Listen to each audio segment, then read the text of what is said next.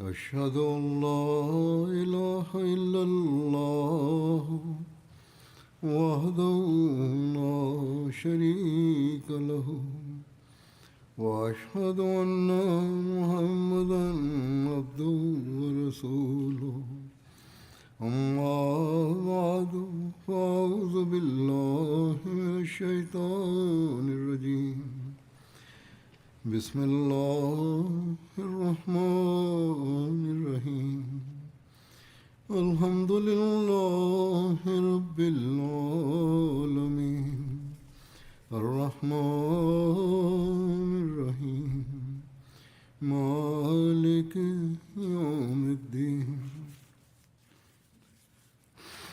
إياك نعبد وإياك نستعين اهدنا الصراط المستقيم صراط الذين أنعمت عليهم غير المغضوب عليهم ولا الضالين.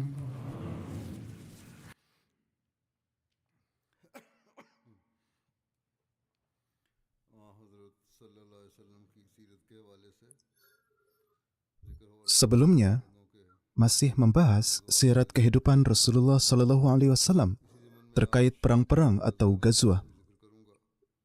Dalam hal ini, saat ini saya pun akan menyampaikan tentang ghazwah Hunain. Ghazwah ini terjadi pada bulan Syawal tahun ke-8 Hijriah. Mengapa disebut ghazwah Hunain? Karena Hunain adalah nama sebuah pemukiman antara Mekah dan Taif yang berjarak sekitar 26 km dari Mekah. Ghazwah ini terjadi di tempat tersebut sehingga disebut ghazwah Hunain. Suku besar yang terlibat di dalamnya adalah Hawazin, sehingga juga disebut ghazwah Hawazin. Sebagian menyebutnya juga ghazwah Autas, karena sebagian pasukan musuh melarikan diri dari Hunain ke lembah bernama Autas. Dan kaum muslimin mengejar ke sana lalu mengalahkan musuh, sehingga sebagian memberikan nama tersebut. Akan tetapi, kebanyakan penulis sejarah menyebutkan Sariyah Autas secara terpisah. Penyebutan ghazwah Hunain dalam Al-Quran adalah sebagai berikut.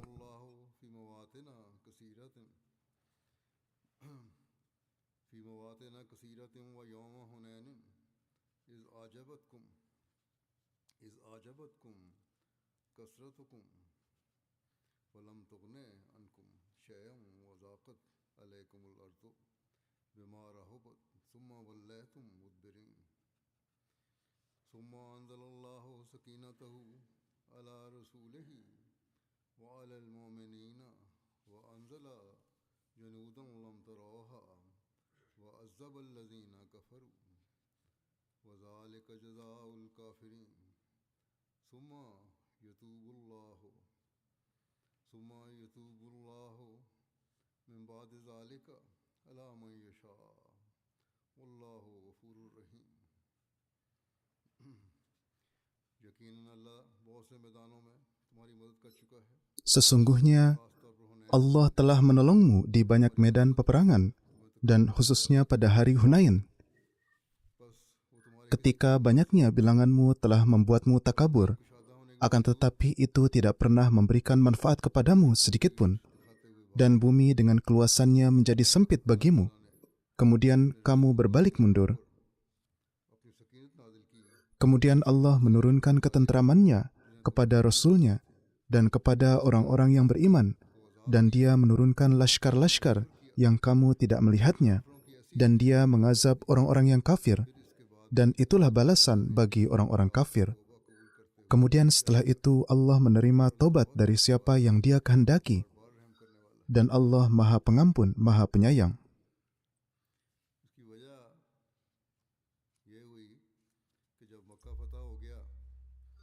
Latar belakang terjadinya adalah ketika Mekah telah ditaklukkan dan hingga saat itu suku-suku besar Arab telah masuk Islam atau tunduk dalam ketaatan kepada Rasulullah SAW. Namun Banu Hawazin dan Banu Sakif yang tinggal dekat Mekah, yang merupakan suku-suku yang sangat durhaka dan suka berperang, mereka tidak hanya menolak untuk tunduk, bahkan para pemimpin mereka berkumpul dan berkata, Muhammad SAW telah menjadikan suku-suku Arab termasuk Mekah tunduk dan patuh kepadanya, dan sekarang ia pasti akan maju ke arah kita. Oleh karena itu, akan lebih baik jika sebelum mereka maju ke arah kita sendiri yang menyerang mereka. Jadi mereka sendiri telah membayangkan, mereka juga berkata, Muhammad SAW selama ini hanya berhadapan dengan orang-orang yang tidak berpengalaman. Ia belum pernah berhadapan dengan kita. Banu Hawazin bersama dengan suku Sakif, Nasr dan Jusham mengumpulkan semua pejuang mereka. Dari suku Sa'ad bin Bakar dan Banu Hilal berkumpul juga sebagian orang. Dari beberapa riwayat diketahui bahwa Banu Hawazin sebenarnya telah memulai persiapan untuk menghadapi kaum muslim jauh sebelum itu. Karena ketika mereka melihat bahwa Muhammad SAW perlahan-lahan terus menaklukkan suku-suku lain, termasuk Yahudi, di bawah kekuasaannya, maka mereka mulai khawatir jangan-jangan penyembahan berhala akan berakhir dan Muhammad SAW bersama para sahabatnya akan menguasai semua orang. Oleh karena itu, perlu untuk menghalangi jalan mereka. Maka untuk itu mereka mulai mempersiapkan diri dan mengirim sebuah kelompok di bawah pimpinan Urwah bin Mas'ud ke arah kota Jarash di Yordania, agar mereka membawa senjata dan peralatan perang dari sana. Berita tentang persiapan-persiapan Banu Hawazin ini diperoleh dengan cara sebagai berikut. Ketika Rasulullah SAW bermaksud berangkat dari Madinah menuju Mekah untuk Fatah Mekah, maka beliau SAW mengirim beberapa orang di depan pasukan Muslim sebagai pasukan pelopor. Pasukan pelopor ini menangkap seorang laki-laki dari suku Hawazin yang merupakan seorang mata-mata untuk suku itu dan tengah kesana kemari untuk mengawasi kaum Muslim.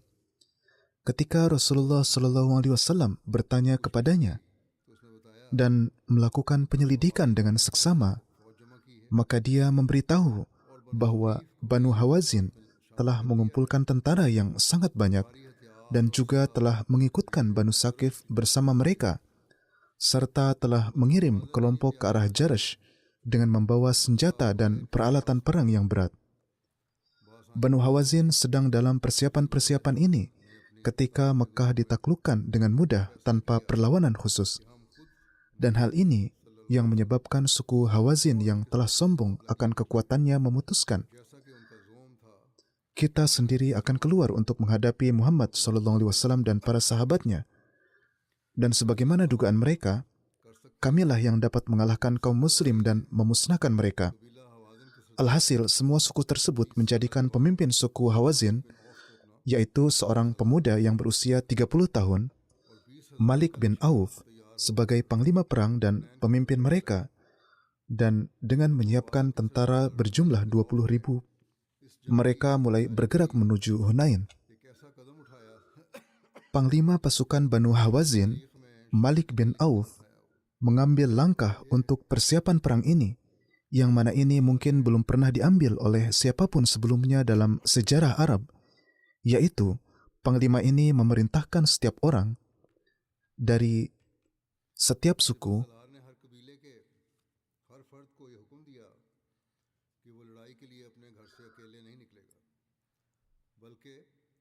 agar tidak keluar sendirian dari rumah mereka untuk berperang, melainkan membawa serta istri, anak-anak, bahkan hewan ternak mereka. Dan tujuan dari hal ini adalah agar setiap prajurit dalam pasukannya bertempur dengan segenap jiwa dan secara gagah berani. Dalam pikirannya akan tertanam bahwa tidak ada jalan untuk melarikan diri baginya, karena istri, anak-anak, dan hewan ternaknya semua bersamanya. Dalam perang ini juga disebutkan tentang seorang pemimpin tua, Duraid bin Shimmah, yang dicegah untuk berperang. Ia bersama Hawazin. Tertulis bahwa di Banu Jusham ada seorang laki-laki bernama Duraid bin Shimmah yang berusia lebih dari 100 tahun. Dia adalah orang tua yang penglihatannya telah hilang. Dia tidak memiliki kekuatan untuk berperang, tetapi berpengalaman dan sangat menguasai keahlian berperang. Pada suatu masa, dia terkenal karena keberanian dan kemahiran berkudanya. Mereka juga membawa dia bersama agar dapat memanfaatkan pengalaman dan keahliannya.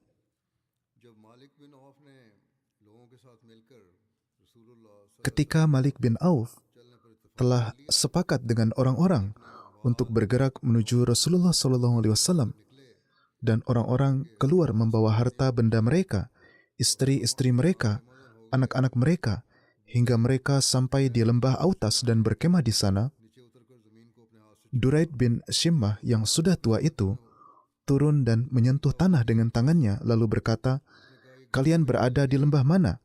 Mereka menjawab, "Di lembah Autas." Ia berkata, "Ini adalah tempat yang baik untuk berlalunya kuda. Tidak ada masalah dari segi kekerasannya. Ini tidak terlalu lunak sehingga kaki kuda tidak akan tenggelam di dalamnya.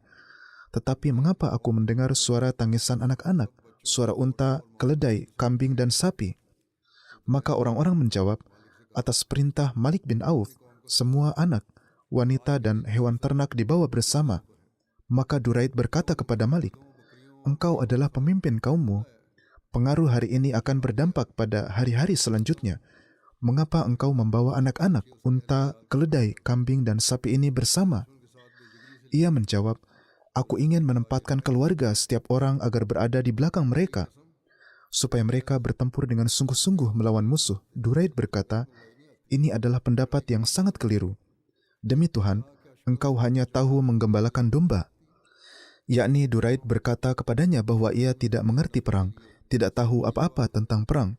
Duraid berkata, "Apakah ada sesuatu yang bisa dikembalikan kepada pasukan yang telah kalah? Dengarkan, dalam peperangan, untuk keuntunganmu, hanya ini saja yang akan berguna, yakni tombak dan pedang seseorang. Dan jika hasil perang tidak memihak kalian, maka kalian akan kehilangan istri, anak-anak, dan harta kalian. Wahai Malik, mengapa engkau tidak memajukan prajurit Hawazin dan pasukan berkuda ke depan? Kirimkan harta, wanita, dan anak-anak ke benteng-benteng. Kemudian berperanglah bersama mereka dengan menunggang kuda, dan pasukan-pasukan infanteri akan berada di antara kuda-kuda. Jika kalian berhasil, maka mereka akan datang bergabung dengan kalian, yakni semua orang ini, anak-anak dan ternak. Dan jika kalian gagal, maka kalian pergilah kepada mereka. Dengan cara ini, keluarga dan seluruh ternakmu akan selamat."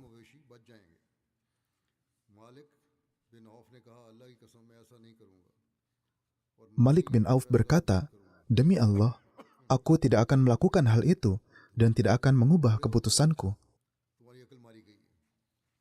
"Engkau sudah tua, akalmu sudah hilang." Duraid berkata, "Wahai suku Hawazin, demi Allah, pendapat ini keliru. Orang ini akan menghina wanita-wanita kalian, dan orang ini akan menyerahkan kalian kepada musuh. Kemudian dia sendiri akan pergi bersembunyi di benteng-benteng Sakif. Maka kalian kembalilah dan tinggalkanlah dia." Jadi Duraid memberikan nasihat untuk tidak berperang. Atas hal ini, Malik yang telah diangkat sebagai pemimpin menghunuskan pedangnya dan berkata, "Wahai kelompok Hawazin, demi Allah, kalian harus menaatiku. Jika tidak, aku akan melemparkan seluruh bebanku pada pedang ini dan menusukkannya menembus dadaku, yakni dia akan bunuh diri." Banu Hawazin lantas bermusyawarah dan berkata, "Demi Allah, jika kita tidak menaati Malik, maka dia akan membunuh dirinya sendiri, padahal dia masih muda, usianya sekitar 30 tahun. Maka kemudian kita akan bersama Duraid, sementara dia sudah tua. Jika berperang dengannya, kita tidak akan bisa berperang. Kalian sepakatlah dengan Malik." Alhasil, demikianlah yang terjadi. Malik bertanya kepada Duraid, "Apakah ada pendapat lain selain itu?" Maka Duraid berkata, "Ya, Sembunyikan orang-orangmu di tempat-tempat persembunyian yang akan terbukti membantu kalian. Jika musuh menyerang kalian, maka mereka akan menyerang dari belakang. Kalian dapat menyerang kembali bersama rekan-rekan kalian. Jika kalian menyerang, maka tidak seorang pun dari mereka akan mundur. Pada saat itu Malik berkata kepada para sahabatnya agar mereka bersembunyi di kaki-kaki lembah dan wadi. Lakukanlah serangan pertama secara sekaligus agar kalian dapat mengalahkan pasukan Islam. Rasulullah Shallallahu Alaihi Wasallam juga mendapat kabar tentang persiapan Banu Hawazin yang rinciannya adalah sebagai berikut. Telah dijelaskan juga sebelumnya bahwa ketika berita peristiwa-peristiwa ini sampai ke Mekah, maka Rasulullah Shallallahu Alaihi Wasallam mengutus Hazrat Abdullah bin Abu Hadrat Aslami untuk meninjau keadaan pasukan suku-suku Hawazin. Mata-mata ini memberikan beberapa kabar bahwa senjata sedang dikumpulkan. Setelah persiapan ini selesai, maka untuk itu beliau mengutus seorang lagi untuk mengambil berita, yaitu Abdullah bin Abu Hadrat Aslami. Dia masuk ke dalam pasukan orang-orang Hawazin tersebut dan berkeliling di antara mereka sambil mengumpulkan segala macam informasi. Dia tinggal 1 atau 2 hari di antara mereka hingga dia juga mendengar Malik berkata kepada para sahabatnya untuk membangkitkan semangat mereka. Ia berkata, Muhammad Sallallahu Alaihi Wasallam sebelum ini belum pernah berperang melawan suatu kaum yang menguasai seni perang. Mereka hanya telah berperang melawan para pemuda dari kaum yang tidak mengetahui ilmu perang, sehingga mereka dapat mengalahkannya. Maka ketika pagi tiba, kalian buatlah barisan ternak dan wanita-wanita kalian di belakang kalian. Kemudian seranglah sekaligus. Kalian patahkanlah sarung pedang-pedang kalian dan berperanglah dengan 20.000 pedang terhunus. Dan seranglah seperti halnya serangan seorang kesatria, dan ketahuilah bahwa kemenangan akan diperoleh oleh siapa yang menyerang terlebih dahulu. Kemudian Abdullah bin Abu Hadrat datang kepada Rasulullah SAW dan memberikan seluruh berita kepada beliau. Rasulullah SAW terpaksa melakukan persiapan untuk menghadapi pertempuran. Sebelum berangkat dari Mekah untuk menghadapi Banu Hawazin, Rasulullah SAW melakukan peninjauan, dan ternyata dibandingkan dengan perang yang diperkirakan akan terjadi, pasukan Islam memiliki perlengkapan perang yang sangat sedikit. Untuk memenuhi kekurangan ini, beliau Sallallahu Alaihi Wasallam meminjam beberapa senjata dari seorang tokoh kaya Mekah, yaitu Safwan bin Umayyah yang pada saat itu masih musyrik. Maka Safwan bertanya kepada beliau Sallallahu Alaihi Wasallam, apakah Anda ingin meminjam harta saya atau merampasnya? Beliau Sallallahu Alaihi Wasallam bersabda, tidak, kami meminjamnya sebagai suatu pinjaman dan ada jaminan untuk pengembaliannya. Atas dasar ini ia bersedia memberikannya, dan dia memberikan 100 baju zirah yang disertai dengan helm besi, perisai dan lain-lain. Menurut beberapa riwayat, untuk memindahkan senjata-senjata ini, dia, Safwan, juga memberikan unta-unta bersama dengannya. Setelah perang, ketika baju zirah Safwan dikumpulkan untuk dikembalikan, beberapa di antaranya ternyata kurang. Karena telah diberikan jaminan untuk mengembalikan baju zirah tersebut, maka Rasulullah SAW berbicara kepada Safwan, silakan ambillah harga gantinya. Akan tetapi sekarang Safwan bukanlah Safwan yang sama seperti saat dia memberikan baju zirah itu sebelumnya. Safwan telah ikut serta dalam perang Hunain, meskipun dia pada saat itu masih musyrik. Dan setelah peristiwa Hunain, dia memeluk Islam. Yaitu dia memang ikut serta dalam perang Hunain, tetapi masih musyrik. Namun setelah perang, dia memeluk Islam. Maka dari itu Safwan berkata, La ya Rasulullah, li'anna fi qalbil yawma ma lam yakun yawma izin. Tidak, wahai Rasulullah Sallallahu Alaihi Wasallam, karena keadaan hatiku hari ini berbeda dengan keadaan pada hari itu. Jadi dia menolak untuk menerimanya. Demikian pula Rasulullah Sallallahu Alaihi Wasallam meminjam 3.000 tombak dari sepupu beliau, Naufal bin Haris, dan bersabda, aku melihat bahwa tombak-tombakmu ini menusuk punggung musuh. Dalam sabda beliau ini terdapat kabar suka bahwa musuh akan kalah dan melarikan diri, serta akan mengalami kerugian jiwa yang besar. Demikian pula dari Ibnu Abi Rabi'ah juga dipinjam beberapa senjata. cerminan akhlak mulia Rasulullah Sallallahu Alaihi Wasallam patut diperhatikan, karena saat itu beliau Sallallahu Alaihi Wasallam telah menaklukkan Mekah, dan sekarang ini adalah suatu kaum yang telah ditaklukkan, dan menurut aturan dan tradisi perang, penakluk biasanya menjadi pemilik harta benda kaum yang ditaklukkan.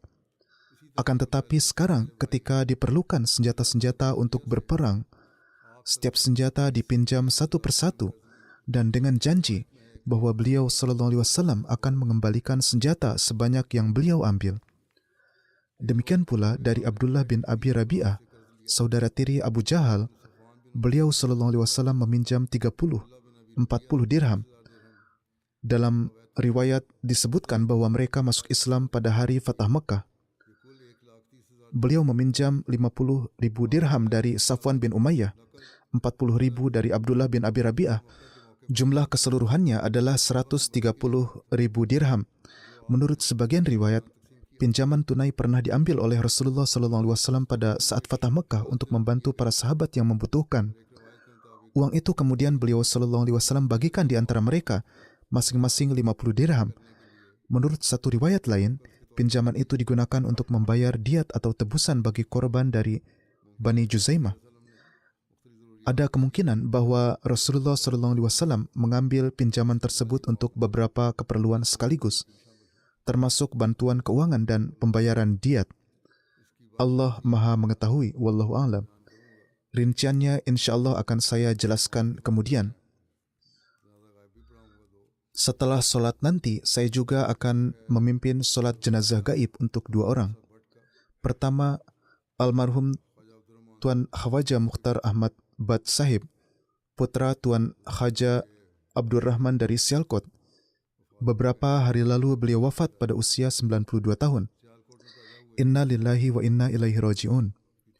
Beliau lahir di Sialkot, menempuh pendidikan hukum, lalu bergabung dengan Angkatan Udara Pakistan. Di sana beliau mendapat pelatihan di Risalpur, dan hingga tahun 1974 mengabdi dengan penuh dedikasi sebagai perwira hukum di Angkatan Udara Pakistan. Namun pada tahun itu, bersama perwira-perwira Ahmadi lainnya, beliau diberhentikan dari dinas. Pada masa yang sangat sulit bagi jemaat Ahmadiyah, yakni di kerusuhan tahun 1974, beliau berkhidmat di bawah bimbingan Hazrat Khalifatul Masih ketiga rahimahullahu ta'ala dalam Komisi Hukum Jemaat, bahkan sempat bertemu dengan Gubernur Punjab terkait upaya-upaya jemaat.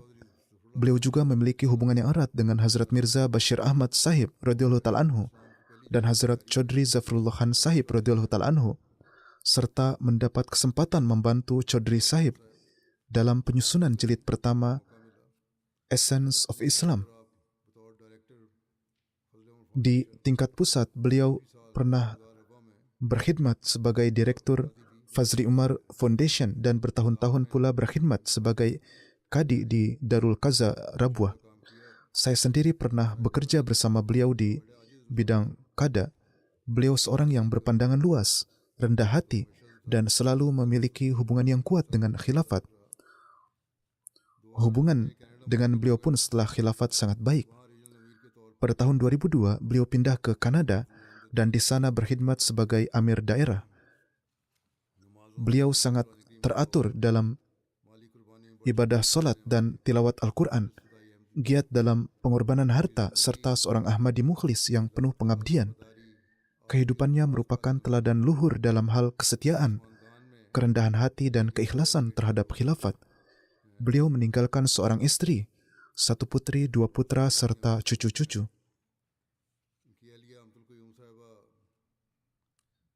Istrinya, Nyonya Amatul Qayyum, adalah putri dari Tuan Gulam Ahmad Akhtar Sahib, seorang pejabat tinggi di perkeretaapian Pakistan, dan setelah pensiun pernah menjabat sebagai Nazir Ala pada masa Hazrat Khalifatul Masih Sani radhiyallahu ta'ala anhu. Juga pernah bertugas dalam pengamanan di panggung saat Hazrat Khalifatul Masih Sani menyampaikan khutbah dan pidato. Jadi ini adalah keluarga yang penuh pengkhidmatan bagi jemaat. Beliau juga mertua dari Tuan Dr. Zahid Khan, ketua Darul Qada di Inggris. Putri beliau, Aisyah Khan, menulis, "Saya selalu melihat ayah saya taat kepada khilafat. Beliau mendidik kami bertiga dengan dasar yang sama, bahwa hidup ini tidak boleh punya tujuan lain selain ketaatan kepada jemaat dan khilafat. Meski pekerjaan beliau di Angkatan Udara terhenti mendadak di tahun 1974 dan praktik hukum beliau pun tidak begitu berhasil, namun beliau tetap sabar dan tawakal kepada Allah. Beliau tidak pernah meminta-minta kepada manusia, melainkan hanya memohon kepada Allah Ta'ala. Sejak saya kecil, saya melihat beliau tekun beribadah, selalu ambil bagian dalam segala amal kebajikan. Beliau selalu membayar candah di awal bulan. Bahkan bila ada rezeki lebih, beliau segera memberikannya. Beliau sangat menjaga hubungan dengan orang lain dan terutama sekali memiliki hubungan yang luar biasa dengan khilafat. Sebagaimana yang telah saya sampaikan, beliau juga sangat mentaati nizam jemaat. Saudara-saudara beliau pun memiliki hubungan keikhlasan yang luar biasa dengan nizam jemaat dan khilafat. Sebab mereka semua diberikan tarbiyat yang baik oleh ayah mereka. Jadi, seluruh keluarga ini dengan karunia Allah Ta'ala adalah keluarga yang penuh dengan kesetiaan. Istri beliau pun, yang merupakan putri dari Tuan Akhtar Sahib, sebagaimana telah saya sampaikan, berasal dari keluarga yang setia menghidmati jemaat. Karena tarbiyat pasangan suami istri ini, anak-anak mereka pun tumbuh menjadi orang-orang yang ikhlas dan penuh pengkhidmatan. Semoga Allah Ta'ala memberi taufik kepada anak keturunannya untuk melanjutkan amal kebajikan beliau dan melimpahkan maghfirat dan rahmatnya kepada beliau. Jenazah kedua adalah almarhumah Nyonya Saidah Begum Sahibah, istri Tuan Nazir Ahmad Sahib dari India. Beliau wafat beberapa hari lalu di usia 75 tahun. Inna lillahi wa inna ilaihi raji'un. Dengan karunia Allah, beliau seorang musia. Beliau meninggalkan suami, 3 putri dan 4 putra. Beliau adalah ibu dari Tuan Tahir Ahmad Tariq Sahib, Naib Nazir Islaho Irsad Kadian. Saat wafatnya sang ibu, beliau sedang ada di Jalsa Inggris sebagai wakil dari jemaat, sehingga tidak sempat hadir di pemakaman.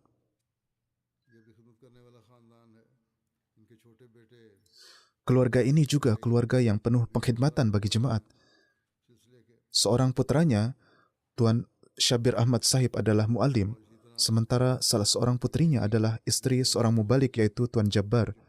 Putra-putra lainnya pun aktif dalam pengkhidmatan jemaat.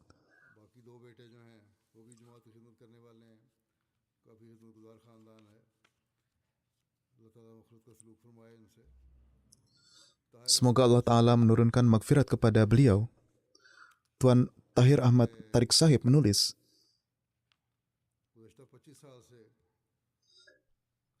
beliau telah menderita sakit pernapasan selama 25 tahun terakhir. Namun beliau menjalani masa sakit itu dengan kesabaran dan keteguhan, tanpa pernah mengeluh. Beliau berasal dari Charkot, Rajouri, Jammu Kashmir. Ahmadiyah masuk dalam keluarga ini melalui Hazrat Qazi Muhammad Akbar Batti Sahib, sahabat Hazrat Masih Maud alaihissalam. Sejak itu Ahmadiyah menyebar di keluarga beliau. Beliau sangat saleh, dawam solat dan puasa. Meski berpendidikan sederhana, namun ketika kami di usia kanak-kanak, di sore hari beliau biasa mengajarkan kepada kami doa-doa Al-Quran, syair-syair Hazrat Masih Maud alaihissalam, hadis serta kisah para nabi. Beliau memiliki sifat yang sangat halus, ramah, penuh kasih sayang kepada kerabat. Kecintaan beliau kepada khilafat dan nizam jemaat sangat besar. Beliau dengan penuh kerelaan mewakafkan kami dan selalu menasihati kami untuk memenuhi wakaf kami. Setiap hari beliau mempersiapkan anak-anaknya untuk berangkat mempelajari Al-Quran. Demikian pula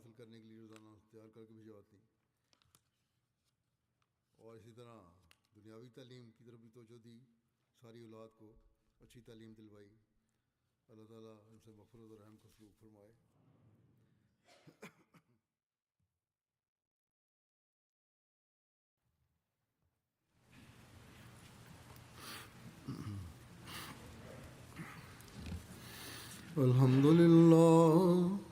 الحمد لله نحمده ونستعينه ونستغفره ونؤمن به ونتوكل عليه ونعوذ بالله من شرور أنفسنا ومن سيئات أعمالنا من يهده الله فلا مضل له ومن يضلل فلا هادي له ونشهد أن لا إله إلا الله ونشهد أن محمدا عبده ورسوله عباد الله رحمكم الله إن الله يأمر بالعدل والإحسان وإيتاء ذي القربى وينهى عن الفحشاء